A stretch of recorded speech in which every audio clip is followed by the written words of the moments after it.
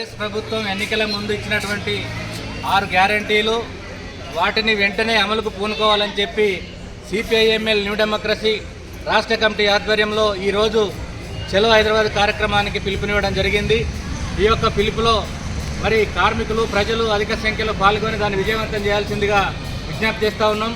ఇవాళ రేవంత్ రెడ్డి ప్రభుత్వం మరి అధికారంలోకి వచ్చి ఒక ఉచిత బస్సు తప్ప మిగతా ఇవి కూడా అమలు చేయలేనటువంటి దుస్థితి ఉన్నది.